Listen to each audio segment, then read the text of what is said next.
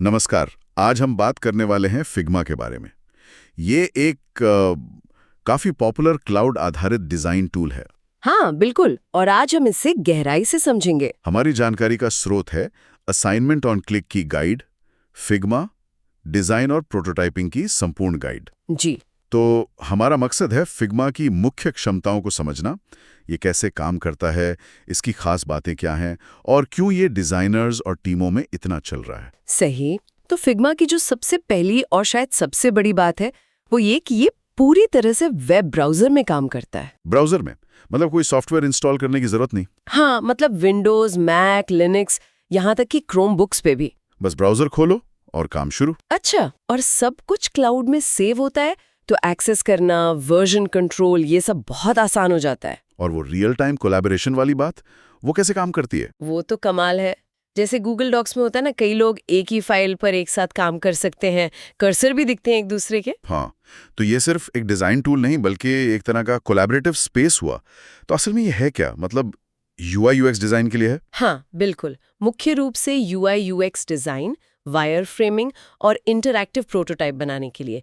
पारंपरिक टूल्स जैसे स्केच या फोटोशॉप उनसे थोड़ा अलग है। अलग कैसे? इसका फोकस ब्राउजर आधारित होने और डिजाइन को सबके लिए ज्यादा सुलभ बनाने पर है, खासतौर पर टीमों के लिए। ओके, तो अगर किसी को शुरू करना हो, अकाउंट वगैरह बनाना आसान है? बहुत आसान। एक फ्री टियर भी है तो कोई भी ट्राई कर सकता है। इंटरफेस भी सिंपल है, लेफ्ट में लेयर्स, बीच में आपका कैनवस, राइट में प्रॉपर्टीज पैनल। ठीक है, अब आते हैं इसके कुछ खास फीचर्स पर।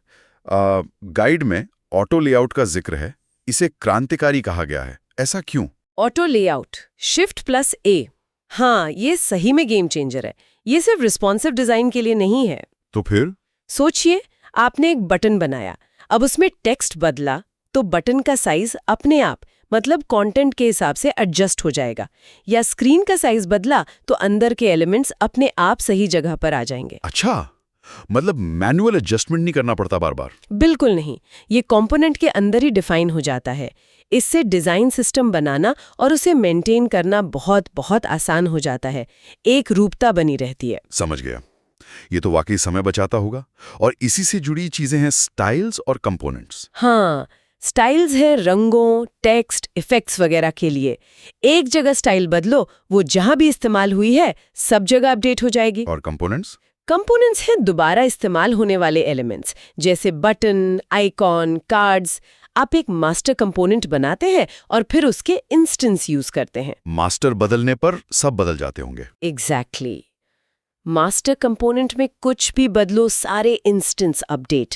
और इसी में वेरिएंट्स भी होते हैं, मतलब एक ही बटन के अलग अलग स्टेट्स, जैसे डिफॉल्ट, होवर, डिसेबल्ड, सब एक ही कंपोनेंट में मैनेज कर सकते हैं। वाह, ये तो बहुत पावरफुल है।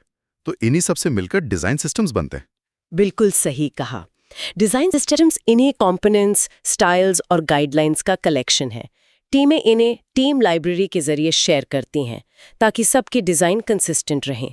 बड़े प्रोजेक्ट्स के लिए तो ये जरूरी है। ये टीम वर्क और सिस्टम वाली बात तो समझ आई, लेकिन इसमें प्रोटोटाइप मतलब इंटरैक्टिव मॉकअप बनाना कितना आसान है? प्रोटोटाइपिंग भी काफी सीधी है। आप फ्रेम्स को आपस में लिंक कर सकते हैं, जैसे इस बटन पे क्लिक हो तो ये स्क्रीन खुले। अच्छा, क्लिक और होवर जैसे इंटरैक्शंस? हाँ, click, drag, hover, time delay, ये सब बेसिक इंटरैक्शंस बना सकते हैं। फिर स्मार्ट एनिमेट और ओवरले जैसी एडवांस्ड चीजें भी हैं। यूजर फ्लो टेस्ट करने के लिए बढ़िया है।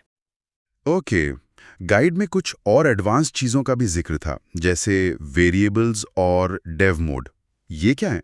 वेरिएबल्स पिछले साल कॉन्फ़िग 2023 में आए थे और ये काफी बड़ी चीज है। कैसे? सोचिए, आपको लाइट मोड और डार्क मोड बनाना है। वेरिएबल से आप कलर वैल्यूज को वेरिएबल में स्टोर कर सकते हैं, फिर बस एक स्विच से पूरी थीम बदल सकते हैं। अरे वाह, सिर्फ रंगों के लिए? नहीं, नंबर वेरिएबल्स भी हैं, स्पेसिंग, रेडियस वगैरह के लिए। ये डिजाइन में डायनामिक वैल्यूज लाते हैं। दिलचस्प। और डेव मोड, क्या ये डिजाइनर डेवलपर हैंड ऑफ वाली मुश्किल को हल करता है? हाँ, काफी हद तक। डेव मोड एक खास इंटरफेस है डेवलपर्स के लिए। वो डिजाइन फाइल खोलकर सीधे CSS, स्विफ्ट UI या एंड्रॉयड XML कोड स्निपेट्स निकाल सकते हैं। मतलब उन्हें नाप जो खुद नहीं करनी पड़ती? कम करनी पड़ती है। वो किसी भी एलिमेंट पर क्लिक करके उसकी सारी प्रॉपर्टीज, दूरियां, एसिड्स वगैरह देख सकते हैं। वर्जन हिस्ट्री की कंपेयर कर सकते हैं, जीरा, गिटहब इंटीग्रेशन भी है। तो हैंड ऑफ काफी स्मूथ हो जाता है। उम्मीद तो यही है। अगर हम तुलना करें जैसे स्केच या एडोबी XD से, तो फिग्मा क्यों चुने? देखिए, स्केच सिर्फ मैक पर है, फिग्मा क्रॉस प्लेटफॉर्म है।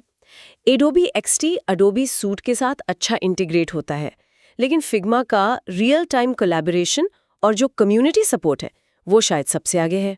और फ्री टियर भी एक बड़ा प्लस है। हाँ, वो भी है। इससे छोटी टीम्स और फ्रीलांसर्स के लिए एंट्री आसान हो जाती है। भविष्य की बात करें तो एडोबी वाली डील तो हुई नहीं, अब फिग्मा किधर जा रहा है? हाँ, वो डील खत्म होने के बाद फिग्मा इंडिपेंडेंट है।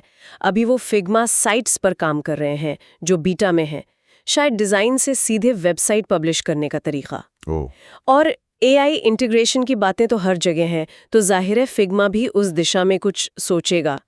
तो इनोवेशन जारी है। तो कुल मिलाकर फिग्मा एक बहुत ही वर्सेटाइल कोलैबोरेटिव टूल है। Auto layout, components, variables, dev mode, ये सब मिलकर डिजाइन प्रोसेस को वाकई बदल रहे हैं। बिल्कुल, और ये सोचने वाली बात है, जिस तरह फिग्मा ने क्लाउड और कोलैबोरेशन से डिजाइन को बदला है, क्या ऐसे ही प्लेटफॉर्म्स भविष्य में दूसरे क्रिएटिव या टेक्निकल फील्ड्स को भी बदल सकते हैं, जैसे कोडिंग या शायद वैज्ञानिक रिसर्च? हाँ, ये एक दिलचस्प सवाल है। भविष्य में सहयोग का तरीका शायद पूरी तरह बदल जाए।